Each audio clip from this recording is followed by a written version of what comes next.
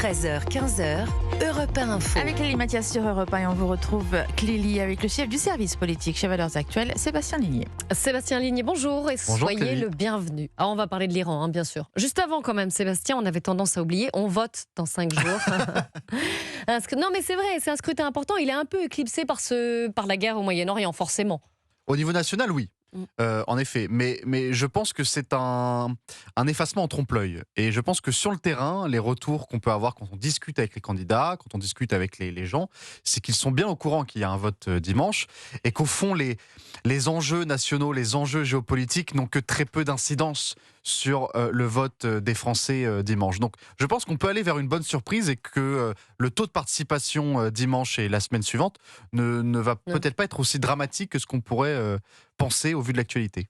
76% des électeurs déclarent qu'ils prendront avant tout en compte la situation politique au niveau local pour déterminer leur vote, contre seulement 24% pour le niveau national. Pour corroborer vos propos, c'est une enquête électorale Ipsos BVA pour le Cevipof, la Fondation Jean Jaurès et Le Monde qui le dit, on y reviendra. C'est un scrutin important, je le disais, vous le disiez, un scrutin en jeu donc local ou national quand même, parce qu'on est à un an et quelques de la présidentielle.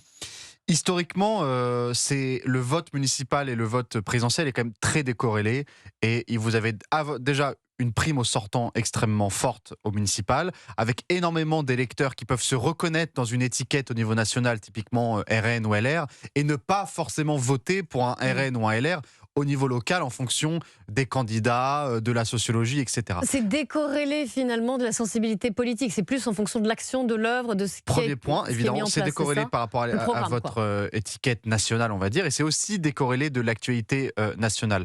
Vous avez des situations qui sont tellement différentes en fonction de là où vous vivez, que ce soit une grande ville, une grande métropole ou des villes beaucoup plus moyennes ou rurales. Les préoccupations ne sont tellement pas les mêmes, le quotidien n'est tellement pas le même, que les moteurs de vote ne peuvent pas être identiques. Le moteur de vote parisien n'a rien à voir avec le moteur de vote d'une ville dans la Creuse ou dans la Drôme, si vous voulez. Et donc c'est très difficile de vouloir nationaliser une élection comme les municipales. Mais quand même, pour les partis, il va y avoir un récit qui va s'imposer au soir du premier et du second tour, et qui va être déterminant pour le scrutin d'après, c'est-à-dire la présidentielle. On va quand même regarder, par exemple, le RN, puisqu'ils sont donnés gagnants, là, dans les sondages pour la présidentielle. S'ils échouent, s'il y a peu de maires Rassemblement national, est-ce que ça aura valeur de test ? Non.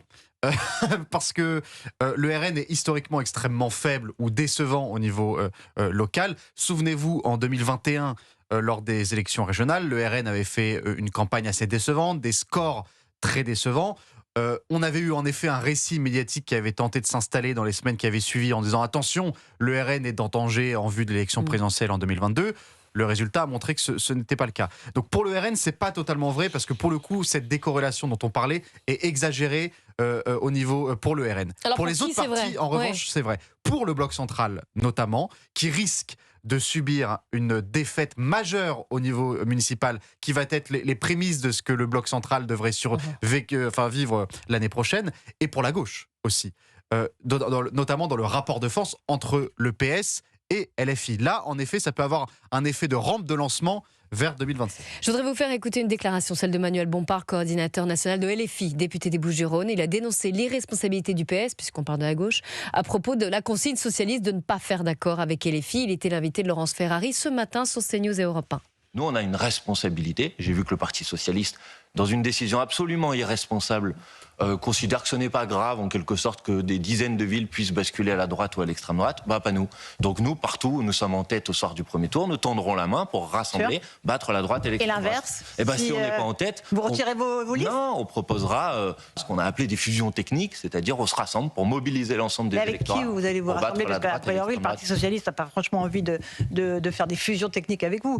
Si le Parti socialiste prend cette décision, je pense qu'ils porteront une responsabilité absolument historique de voir des centaines de milliers de personnes dans notre pays être dirigées demain par des municipalités de droite et d'extrême droite, avec des conséquences, de mon point de vue, qui vont être désastreuses et gravissimes pour les habitantes et les habitants. Sébastien Ligné, votre commentaire ? Je pense qu'on vit un grand moment d'hypocrisie à gauche, des deux côtés. À la fois de la France insoumise qui fait mine d'expliquer aux gens que toute la faute serait à donner au niveau des écologistes ou des socialistes et que les insoumis n'auront aucune responsabilité dans la fracture à gauche, et une hypocrisie hallucinante de la part des socialistes qui nous expliquent matin, midi et soir qu'au niveau national, il n'y aura aucun accord, mais qui laissent évidemment la porte entrouverte pour des accords locaux au municipal. En réalité, je vais vous dire, il y a 9 chances sur 10 que dans les 2 jours qui suivent le premier tour, les socialistes et les insoumis, dans 99% des villes, arrivent à s'accorder, arrivent à faire un accord ou une fusion ou un désistement, et qu'en fait, à la fin, l'union de la gauche, elle existe toujours parce que